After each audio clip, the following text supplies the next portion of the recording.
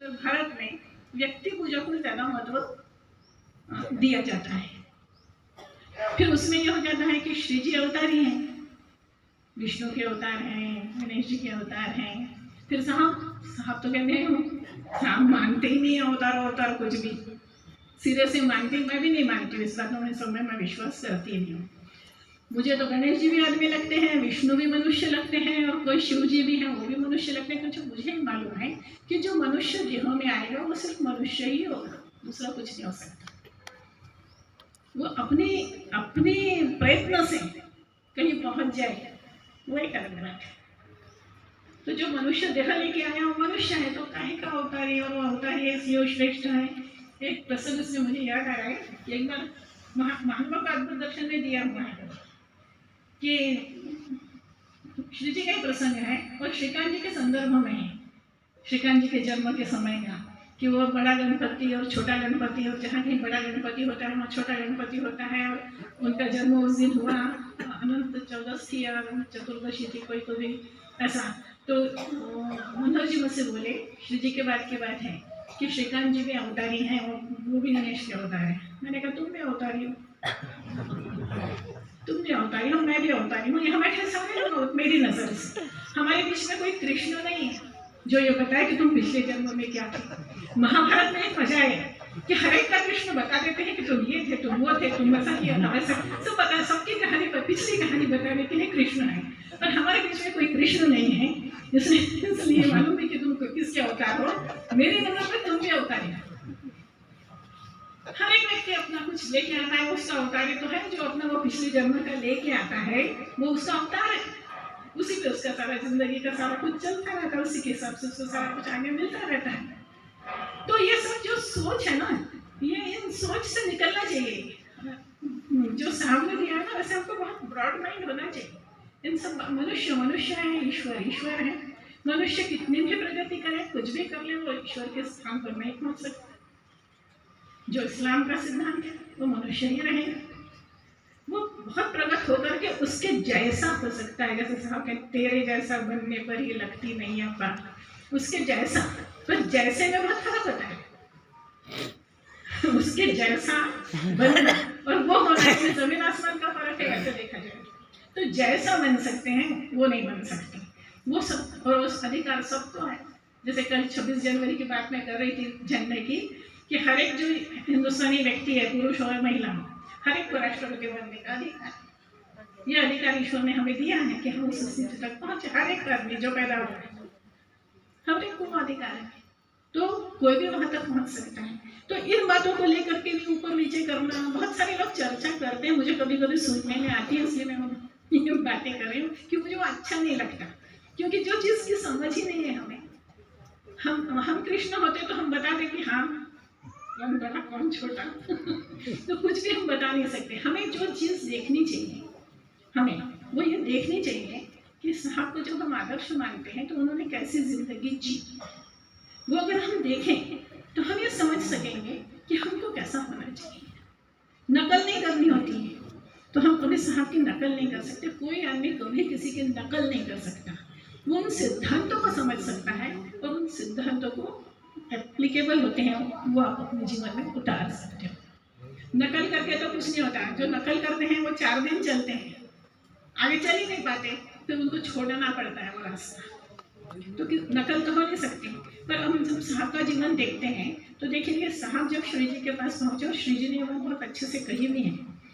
साहब जब श्री जी के पास पहुंचे, लोग अक्सर जाते हैं, परेशान होते हैं, कुछ दिक्कतें होती हैं। अपन अग्निहोत्र में देखते हैं कि जो परेशान होते हैं वो फट से अग्निहोत्र शुरू कर देते हैं, उनको लगता है उस परेशानी से निकलने का साधन है, चलो करो। ऐसे ही लोग गुरुओं के पास भी जाते हैं तो कहीं ना कहीं परेशान होते हैं, दुखी होते हैं, कुछ होता है, जाते हैं, उनकी कृपा से उनकी अड़चन दूर हो जाएगी, सब कुछ है। साहब जब उनके पास पहुंचे, साहब को उनकी कृपा की कतई ज़रूरत नहीं थी। जीवन में जो कुछ भी हासिल करना है वो सारा कुछ वो हासिल कर चुके थे। एक अच्छा उनका अपना व्यक्तित्व था, उनको कहीं कोई दुख और परेशानी नहीं थी। जीवन में किसी चीज़ की कमी नहीं थी, किसी भी चीज़ की, कि अब जाने के बाद वो चीज़ मिले, इस आशा से वो उनके पास नहीं गए थे। ऐसा श्री जी ने भी किसी एक को कहा था कि मुसीबतों से परेशान होकर के लोग यहाँ आते हैं, तो 10 हम मुसीबतों से परेशान होकर के यहाँ नहीं आए थे। तो जिसके पास सब कुछ था वो व्यक्ति श्री जी के पास गया। ऐसा एक ही व्यक्ति है, वो श्री जी के पास गया और जीरो हो गया, सब कुछ खो दिया। उल्टा काम है। लोग गुरु के पास जाते हैं, फिर उनकी जिंदगी में सुधार आता है, वो जिंदगी में प्रगति करते हैं, बहुत आगे बढ़ते हैं, सब कुछ होता है। साहब का जीवन आप देखिए, साहब श्री जी के पास गए, उनके पास सब कुछ था, और उसके बाद के साहब आप देखिए कि सारा उन्होंने खो दिया। ऐसा नहीं दिखेगा, ऐसा चरित्र नहीं दिखेगा। तो हमको साहब को बहुत बारीकी से समझने की आवश्यकता है, अध्ययन करें और उसको समझने की कोशिश करें। तो वो सब ये प्राप्त करने नहीं गए थे, उनको खुद को नहीं मालूम था कि उनके जीवन का लक्ष्य क्या है। उन्होंने क्या प्राप्त किया जो उन्होंने सोचा ही नहीं था, जो उनको मालूम ही नहीं था, उनको जीवन का लक्ष्य ही मालूम नहीं था। उनको वो लक्ष्य मिला और उन्होंने उस लक्ष्य के प्रति अपनी पूरी जिम्मेदारी दिखाई और उस लक्ष्य के लिए अपने आप को समर्पित कर दिया। तो साहब की उस सारी चीज़ों को हम देखते हैं तो ये समझ में आता है कि हर एक व्यक्ति अपना काम लेके आता है। इसको मैं अवतार नहीं मानती। हर एक व्यक्ति की अपनी अपनी जिम्मेदारियां होती हैं और वो उसकी पिछली घड़न होती है, उसका कुछ पीछे का अपना कमाई होती है, उसके अनुसार उसको कार्य मिलता है। और इसीलिए साहब को यज्ञ और दान करने की आवश्यकता नहीं थी, तब से उन्होंने शुरुआत की और उनकी वहीं से उन्होंने आगे प्रगति की। पर 40 वर्ष की उम्र तक तो उनको कुछ भी नहीं मालूम था, वो तो जीरो थे अपने बारे में, उनको कोई जानकारी नहीं थी। धीरे धीरे उन्होंने सारे उनके कोई भी अपने को ऐसा लगता है कि इन लोगों को खुद के बारे में सारा कुछ मालूम होता है, ऐसा हम समझते हैं। और हम सामने जाते तो हमारे बारे में भी इनको सारा कुछ, ये सब हमारी सोच है। किसी को कुछ नहीं मालूम होता है। श्री जी को नहीं मालूम था कि उनको क्या करना है और साहब को नहीं मालूम था कि उनको क्या करना है। ये तो वहाँ गए, वो हुआ, परिवर्तन आया, तब भी साधना की, तब भी प्रचार इन सर्च ऑफ हैप्पीनेस लिख दी, प्रचार करा, तब भी उनको नहीं मालूम था कि उनका जीवन किस कार्य के लिए। तो वो तो समय पर लिए हुए निर्णय, सही निर्णय, और जो काम हाथ में लिया उसके लिए खुद को झोंक देने की तैयारी। तो ये गुण था और इसी से उनका लक्ष्य उनके सामने प्रकट हुआ। जब उनका लक्ष्य उनके सामने प्रकट हुआ तो उन्होंने उस लक्ष्य के लिए अपना पूरा जीवन समर्पित कर दिया। तो हम किसी की तुलना कैसे कर सकते हैं? मैंने भी बहुत सारे अभी चरित्र, लाखों चरित्र पढ़ लिए, मतलब बहुत सारे चरित्र पढ़ने का शौक होने से तो मुझे इस तरह का जीवन देखने को नहीं मिला है साहब के जैसा। विलक्षण है। जैसे अपन देखते हैं कि लोग संन्यास ले लेते हैं या घर परिवार से मुक्त होकर के फिर काम करते हैं, साहब ने पूरे परिवार को झोंक दिया। इसके लिए बहुत बड़ा साहस चाहिए। ये साहस कैसा चाहिए मुझे कब समझ में आया मैं बताती हूँ। जब हमारे विनय के दोनों बच्चे हो गए तो उनसे जो अटैचमेंट हुआ तब ये समझ में आया कि ऐसा ही अपने प्रति भी रहा होगा साहब का। फिर उन्होंने ऐसा निर्णय कैसे ले लिया, क्योंकि अपने को तो उसको काटा भी चुप गया तो ऐसा होता है, पता नहीं क्या तकलीफ होती है। 1 घंटा देर हो गई तो पता नहीं ऊपर नीचे जी हो जाता है। तो फिर उनका कैसा रहा होगा जब उनके सामने पूरे अभावग्रस्त उनके बच्चे खाने के लिए बैठे और खाना नहीं। अच्छा, एक दिन की कहानी नहीं, रोज की कहानी। तो उन्होंने कैसे झेला होगा? तो अब ये समझ में आया कि सामने जो क्या किया वो क्या था। तो मैं भी उस समय में मतलब 50 साल के बाद अकल आई मुझे। तो अपन जैसे जैसे खुद उम्र से बड़े होते हैं, व्यवहार जिंदगी देखते हैं, उसके पहले तो हमने देखी नहीं थी तो साहब हमें वैसे ही लगते थे। पर जब अपन उस जिंदगी में आए तो दुनिया क्या होती है, अटैचमेंट क्या होता है, व्यवहार क्या होता है, रिश्ता क्या होता है, ये जब समझ में आया, इसकी अकल आई, तब साहब ने जो किया वो क्या था ये समझ में आया।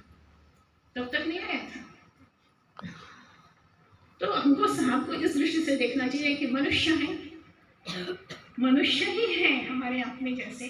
फिर उन्होंने क्या किया, तो हमको उनके जैसा सब कुछ छोड़ के नहीं करना है, पर फिर भी अपने सब कार्य में प्रचार को सबसे ऊपर और प्राथमिकता तो देना है।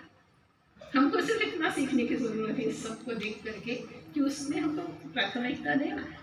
और जो हम दूसरी चीज देखते हैं साहब में कि साहब श्री जी से मिलने के बाद एक भी परिवर्तन वैचारिक रूप से साहब में नहीं आया, एक भी। साहब वैसे ही थे, यानी घड़न तो वैसी ही थी उनकी पहले से, क्योंकि साहब को मानव धर्म का प्रचार करना था।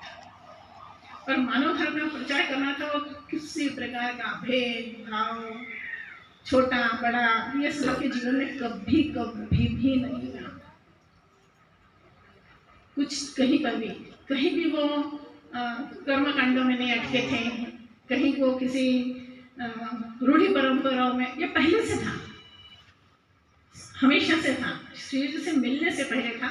श्री जी से मिलने के बाद साहब ऐसा कहते हैं कि हम कुछ दिनों के लिए हिंदू हो गए, और उस तरह से सारा सोचना करना, जैसे श्री जी की दिनचर्या है वैसी दिनचर्या अपनाना, ये सब साहब ने किया।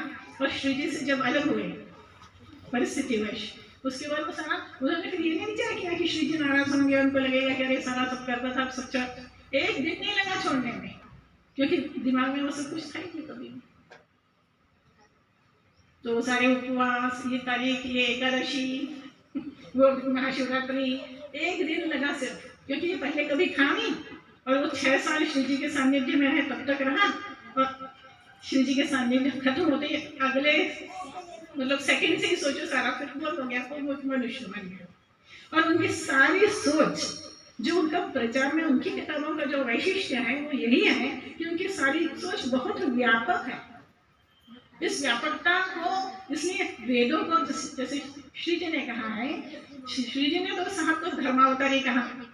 अब धर्म कोई व्यक्ति तो है नहीं, धर्म तो कोई व्यक्ति नहीं है कि उसका अवतार धर्मावतारी कहा है, और उन्होंने कहा है वो तो चलता फिरता वेद है, क्योंकि उनका जो व्यापक सोच हम जो देखते हैं, ये सिर्फ हमें वेदों में दिखाई देती है, इसके अलावा कहीं नहीं दिखाई।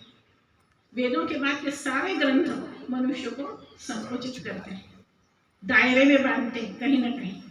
वेदों के बाद के सारे ग्रंथ, वेदों तक वहां पर बिल्कुल खुलापन है, केवल मनुष्य, ईश्वर है मनुष्य और कुछ नहीं है। तो साथ ही सोच पहले से उनके बचपन से वैसी रही, श्री जी के 6 साल छोड़ दिए